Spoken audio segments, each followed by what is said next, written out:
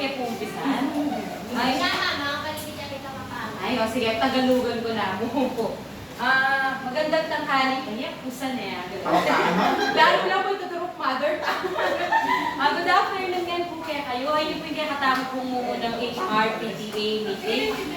Manyad ko pong dakal salamat. Ulit tinagod kayo pong Yening Aldo po ngayon. Wala kasama po, wala nang data. Sayang niya po yung picture. Bayan tama po marulit sa manalangin tama pa ang forma na dito. Tama ka tama po. In yourselves in the holy presence of the Lord. Loving God, we come to you with gratitude today, giving thanks for the gift of life, family, fellowship, and friendship. Thank you for the beauty and majesty we see in your creation. Thank you for the opportunity to care for the world you have made. We thank you for the new day full of hopes and plans. We welcome our new students, parents, into our family, and ask that you bless them and guide them as they begin their journey with us. Help each one of us to be present and compassionate. We ask that your blessings will rest upon this institution and to all the faculty members, non-teaching personnel, and all the staff of this school. Lord, lead us in all the work that we do, so that our students may reap the benefits of our collective wisdom and experiences. Lord, as we plan and share together now, may you guide us by Holy Spirit and guide us into all truth. Please allow everyone to feel that their feelings matter and their thoughts are important. Keep anyone from feeling left out of the discussion. If anyone has questions or concerns, please give them the courage to speak with confidence and share with the group. This we ask through Jesus Christ our Lord. Amen.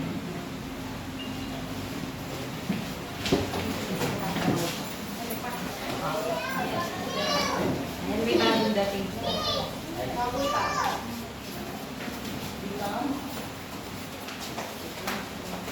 Basahin ko na lang.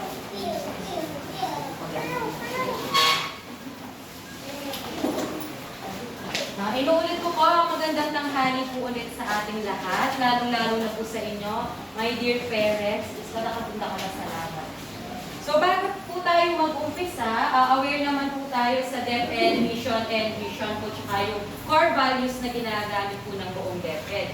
So, sinabihan po kami ni Ma'am Principal or ng ating school head po na dapat daw po memorize ng mga bata yung mission at vision. Pero sabi nga po namin, ko mga bata pa lang po sila. O minsan nga po kami pong teacher or kaming teacher, hindi pa po namin ganun kabisado din yung mission and vision po natin. Pero kung uunti-untiin po natin, susubukan po siguro natin. Pero sa sitwasyon po ngayon, dahil 3 weeks pa lang naman po pumapasok yung mga bata, mas uunahin ko na po muna yung sa pagtuturo po sa kanila sa pagsusulat tsaka sa pagbabasa. Hindi naman po masyado pang gaanong ka-importante. Pero titignan po natin na kung talagang kakailanganin po, sasabihan ko na lang po kayo sa group chat kung kailangan na po siya ipamemorize po talaga.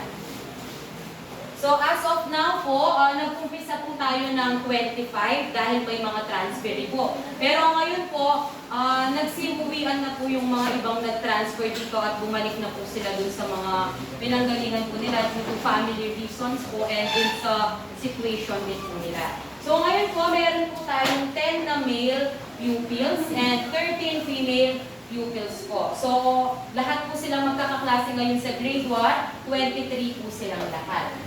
Sana po hindi kasi ala pa naman pong mag-transfer. Pero sige po, kung meron pong nagbabalak pong mag-transfer po sa ibang school or may kakilala po kayong gustong mag-transfer po dito, ang dadalhin lang po nila is yung birth certificate nila, yung ECCD checklist, and yung SF10 po. Yung SF10 po, ito po yung pinakamahalagang form po ng isang bata na hinahawakan sa school. Kaya po ginawa siyang school to school po ngayon dahil nagkaroon po kasi ng cases po dati na halimbawa po, yung SF10 po ng bata, pinahawak sa magulang, tapos nawala po siya ng magulang. Yung SF10 po kasi, bakit siya naging importante? Kasi po, simula grade 1 hanggang grade 6, doon na po naka-input lahat ng grades niya. Bali, ito pong SF10 na to, nandun po lahat ng grades niya, starting grade 1 to grade 6. Hindi na po mapapalitan po yun. Kaya po ginawa siyang school-to-school nga po para maiwasan yung cases na mawawala po ng parent yung SF10 po o yung school quarter. So, ang agenda po natin ngayon, hindi naman po sila masyadong marami. Puno lang po ito. So, ayun po, yung una po natin is yung class schedule, then yung mga subjects po nila, yung grading system, ay nadoble lang po yung subjects, then the reading levels, numeracy, important dates to remember, tapos po yung ibang or other matters na itatakil po natin, and yung pinaka-importante po, yung election of HRPTA officers. So, dito po tayo sa class schedule po. Sa Monday po, magpo-post screen po ako ng class schedule dun po sa makikita ninyo. Pero as of now, ito po yung sinusunod kong class schedule ng mga grade 1. So, halika na po, babasin tunggal-tunggal para litana mo po magkaluhan kasi ipopost ko rin naman po siya dun sa harap. Mag-proceed na lang po tayo dito sa mga subjects. Kung mapapansin po ninyo, yung pinag-aaralan po nila ngayon, 5 subjects pa lang po yung pinag-aaralan po nila. Kasama na po dito yung ESP, yung MPD, Math, Aralipal, Lipunan, and MAPE. Kung mapapansin po ninyo, hindi pa po kami nagle-lesson sa Filipino and English. Kasi po yung Filipino po, papasok pa lang po niyan siya sa second quarter. Doon pa lang po yung subject po na yon. Same as English naman po, na third and fourth quarter lang po siya pag-aaralan. So ang main focus po ngayong first quarter is etong 5 subject po na ito.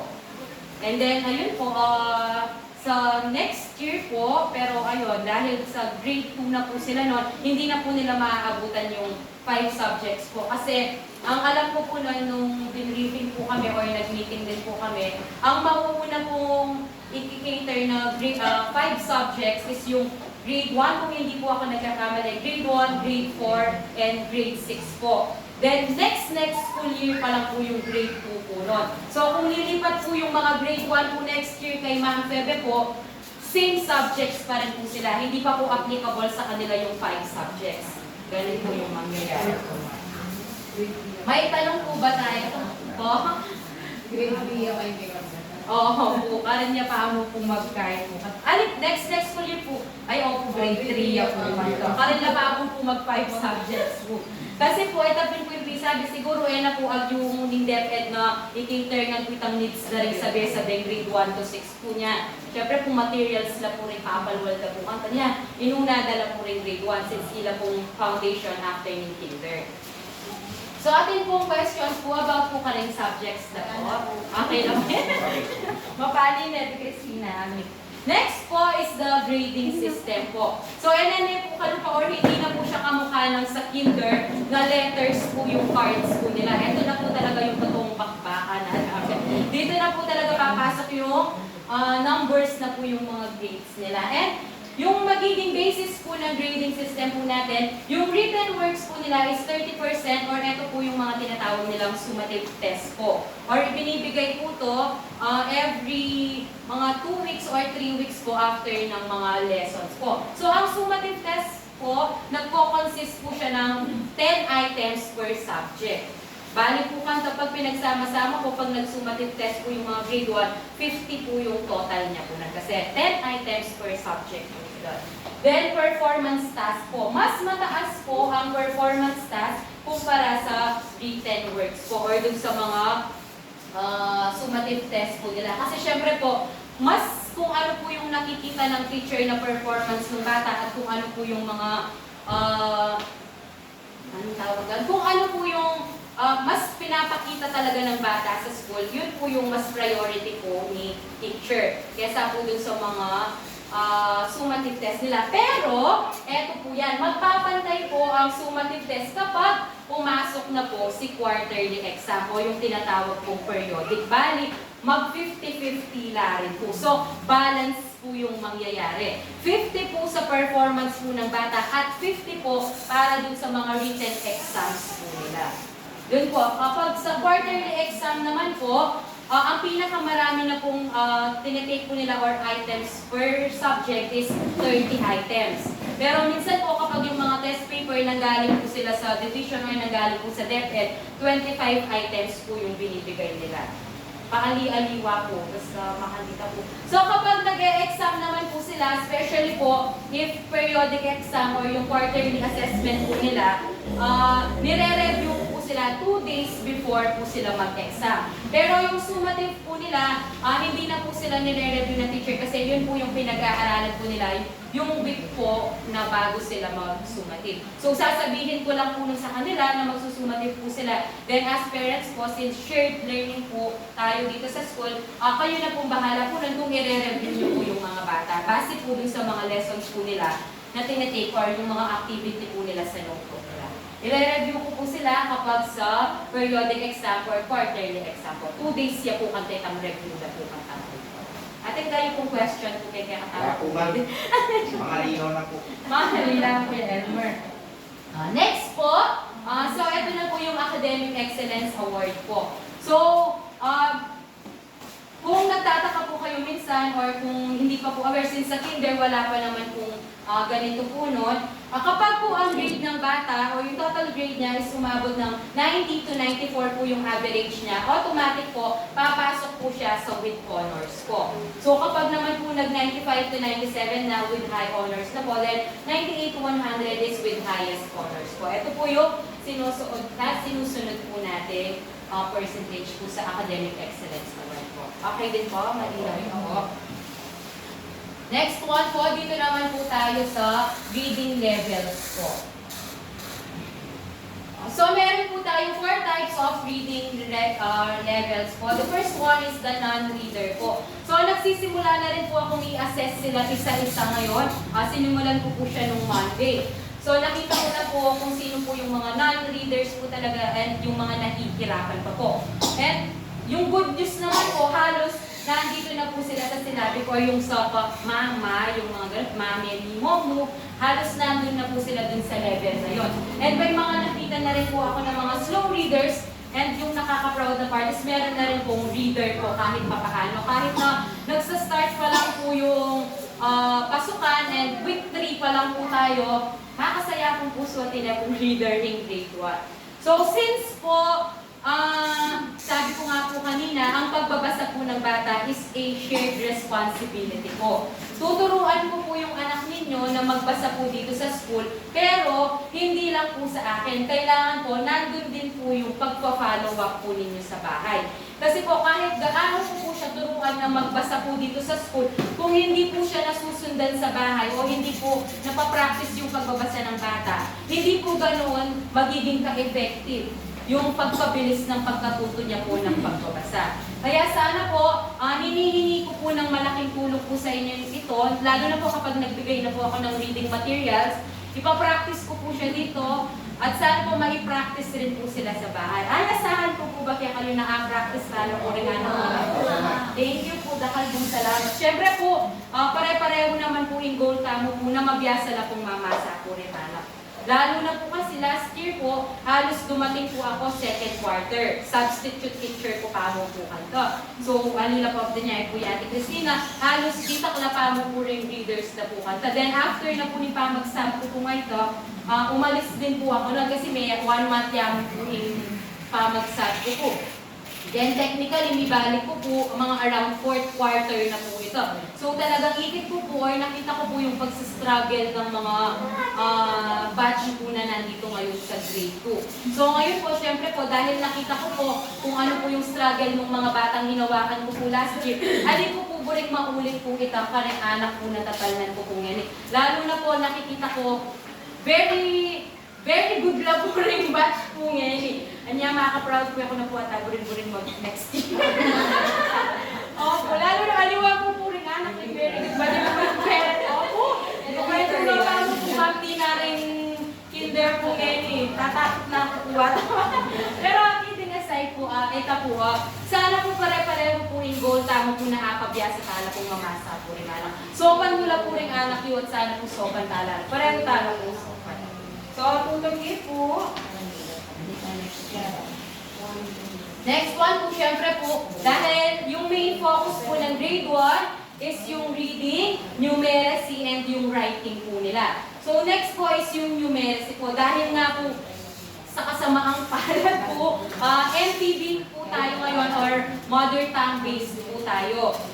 Dati po sinabi nila kapag yung mother tongue po na yan is subject yan po dapat talaga. Pero hindi po namin alam kung ano nangyari. Bakit na-i-apply po siya sa lahat ng subject. Kaya po sa math, kung mapapansin nyo rin po yung mga sinusulat po nila o yung mga lessons po nila, kahit math po siya, kapampangan niya po talaga. Kasi po, kahit po yung mga books and yung mga lessons, opo, kahit yung mga books po na ginagamit nila, kapampangan po sila. Kaya po ipamamilang na po, kapampangan rin po. Opo.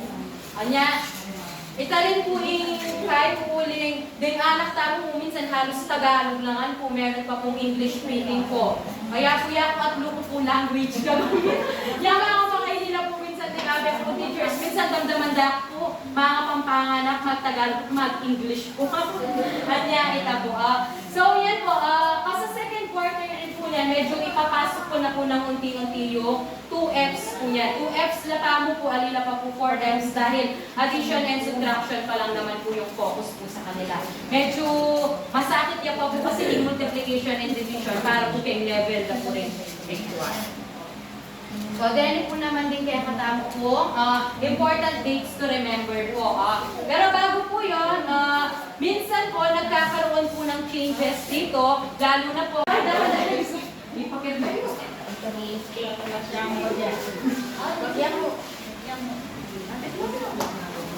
Very good naman. Ay, pagkanta na yung aming po yung bangyan ay Ay, Diyos ko. compress na mo po yan.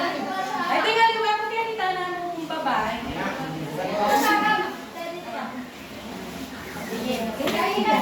Yan.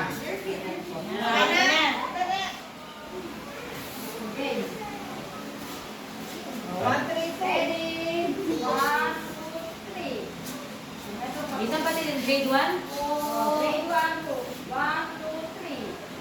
Wakit ah.